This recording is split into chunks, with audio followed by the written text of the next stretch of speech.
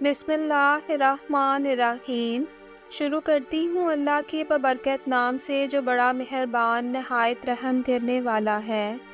دجال اللہ کے حکم سے کن مقامات پر جا سکتا ہے اور کن مقامات پر جانے سے اس کو روکا جائے گا۔ دجال جب مکہ میں داخل ہونے کی کوشش کرے گا تو وہاں پہ فرشتوں کا پہرا ہوگا، جس وجہ سے وہ مکہ میں داخل نہ ہو سکے گا۔ پھر اس کے بعد مدینہ میں داخل ہونے کی کوشش کرے گا۔ مدینہ کے بھی 7 دروازے ہوں گے، ان سب سے داخل ہونے کی کوشش کرے گا، لیکن اللہ کے حکم سے وہاں بھی فرشتوں کا پہرا ہوگا، وہ وہاں بھی داخل نہیں ہو سکے گا۔ اب ایسا کیا ہوگا جس کی وجہ سے مکہ اور مدینہ کے لوگ اس کے پاس جائیں گے؟ ان دنوں مدینہ منورہ میں 3 دفعہ زلزلہ آئے گا، اور وہ زلزلے کو دیکھ کر لوگ خوف سے مدینہ سے باہر نکلنا چاہیں گے۔ جب وہ مدینہ سے باہر نکلیں گے تو دجال ان کو روٹی کے لقمے کی طرح نگل لے گا۔ اس سے مراد یہی ہے کہ مدینہ کے جو لوگ اپنے ایمان میں پختہ نہیں ہوں گے وہ اس زلزلے سے ڈر جائیں گے اور اسی خوف میں مدینہ سے نکل جائیں گے، کیونکہ مدینہ میں ہوتے تو دجال نہیں آئے گا، لیکن وہ خوف سے جب مدینہ سے نکلیں گے تو دجال ان کو نگل لے گا۔ دجال یہودیوں کی نسل سے ہوگا، اس کا قد چھوٹا ہوگا، دونوں پاؤں اس کے ٹیڑھے ہوں گے، جسم پر بہت زیادہ بال ہوں گے، اس کا رنگ سرخ یا گندمی ہوگا، سر کے بال اس کے حبشیوں جیسے ہوں گے، ناک اس کی چونچ جیسی ہوگی، بائیں آنکھ سے وہ کانا ہوگا اور دائیں آنکھ میں انگور کی طرح کا ناخنا ہوگا۔ اس کے ماتھے پر کاف، الف، فے، رے مطلب کافر لکھا ہوگا، جسے ہر مسلمان آسانی سے پڑھ سکے گا۔ دجال کی آنکھ سوئی ہوئی ہوگی، لیکن اس کا دل ہمیشہ جاگتا رہے گا۔ شروع میں تو وہ ایمان کی دعوت لے کر آئے گا، لیکن جیسے ہی اسے لگے گا کہ کچھ لوگ میرے ارد گرد آ گئے ہیں، پھر وہ نبوت کا دعویٰ کرے گا، اور پھر اس کے بعد وہ اپنے خدا ہونے کا دعویٰ کرے گا۔ اس کی سواری اتنی بڑی ہوگی کہ اس کے دونوں کانوں کا درمیانی فاصلہ 40 گز کا ہوگا۔ جتنے انسان کی نظر جا سکتی ہے اتنا وہ ایک قدم سے اس مسافت کو طے کر لے گا۔ دجال پکا جھوٹا ہوگا، اس کے پاس اعلیٰ درجے کے غلے، پانی کی نہریں ہوں گی، زمین میں دفن جتنے خزانے ہوں گے وہ سارے باہر نکل کر شہد کی مکھیوں کی طرح اس کے ساتھ ہو جائیں گے۔ جو قبیلہ اس کی خدائی پر ایمان لے آئے گا، دجال اس پر بارش برسائے گا۔ بارش برسانے سے کیا ہوگا کہ کھانے پینے کی چیزیں آئیں گی، درختوں پر پھل آئیں گے، اور لوگ اور خوش ہو کر اور اس پر ایمان لائیں گے۔ اب دجال کچھ لوگوں سے آ کر کہے گا کہ اگر میں تمہارے ماں اور باپ کو زندہ کر دوں تو کیا تم میری خدائی کا اقرار کرو گے؟ اب لوگ اس کو ہاں میں جواب دیں گے۔ اب دجال کے شیطان ان لوگوں کے ماں اور باپ کی شکل میں نمودار ہوں گے۔ اس سے کیا ہوگا، جب وہ شیطان ان کے ماں اور باپ کی شکل میں آئیں گے تو لوگ ان کو اپنے ماں باپ ہی سمجھیں گے۔ اس سے ان کا دجال پہ ایمان اور زیادہ مضبوط ہو جائے۔ دجال کی رفتار آندھیوں سے زیادہ تیز اور بادلوں کی طرح رواں ہوگی، وہ دنیا کے ہر کونے میں جا سکے گا سوائے مکہ اور مدینہ کے، کیونکہ وہاں پہ اللہ کے حکم سے فرشتوں کا پہرا ہوگا۔ ہاں، اس جگہ پہ بھی لوگ اس کے ساتھ ہو جائیں گے۔ جب مدینہ میں زلزلہ آئے گا تو لوگ اس کی طرف بھاگیں گے، وہ بھی دجال کے ساتھ ہی ہوں گے۔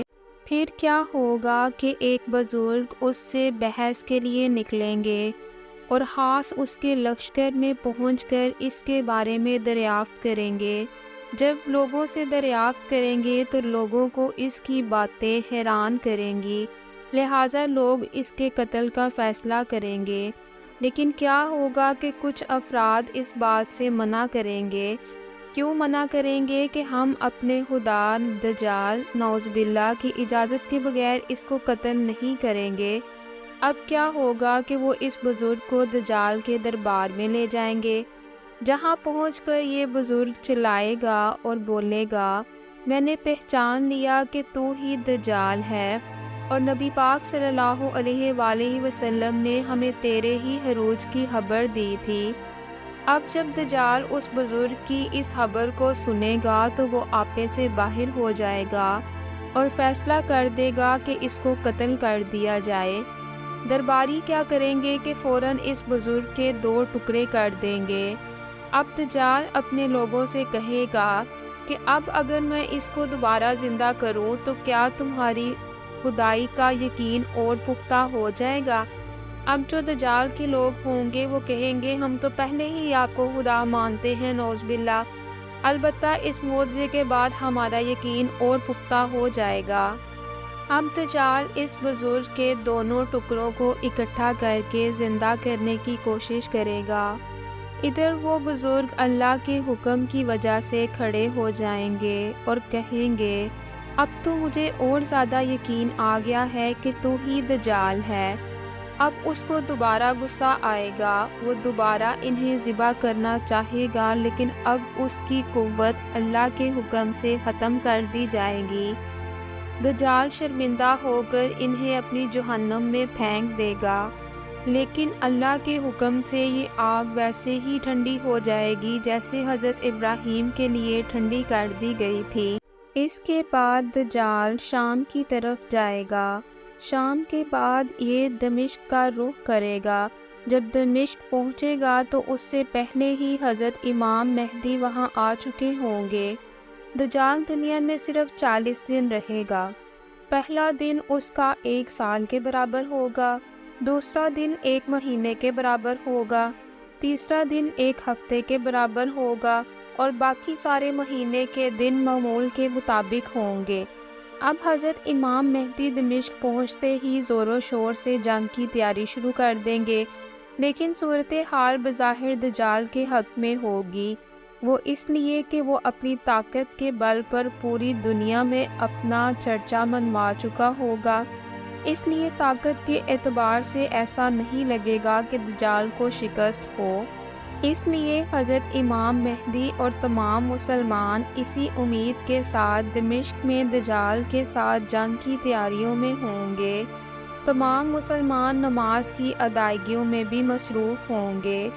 اب نماز کی تیاریوں اور جنگ کی تیاریوں کے ساتھ ساتھ ایک دن جب حضرت امام مہدی نماز پڑھانے کے لیے مصلی کی طرف بڑھیں گے تو عین اسی وقت حضرت عیسیٰ کا نزول ہوگا۔ نماز سے فارغ ہو کر لوگ دجال کے مقابلے کے لیے نکلیں گے۔ دجال جیسے ہی حضرت عیسیٰ کو دیکھے گا تو وہ ایسے گھلنے لگے گا جیسے نمک پانی میں گھل جاتا ہے۔ پھر حضرت عیسیٰ آگے بڑھ کر دجال کو قتل کر دیں گے، اور حالت ایسی ہوگی کہ کہیں سے بھی آواز آئے گی کہ اے روح اللہ، میرے پیچھے یہودی چھپا ہوا ہے۔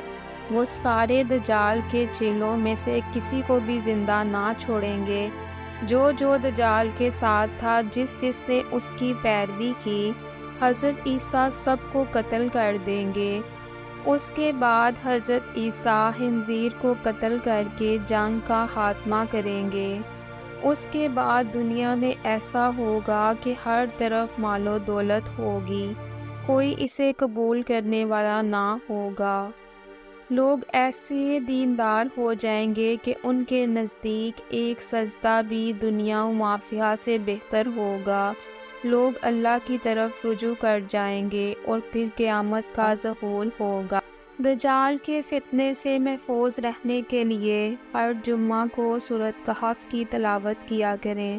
اللہ پاک ہم سب کو اپنے حفظ و ایمان میں رکھے اور دنیا اور آخرت کی کامیابی عطا کرے، آمین۔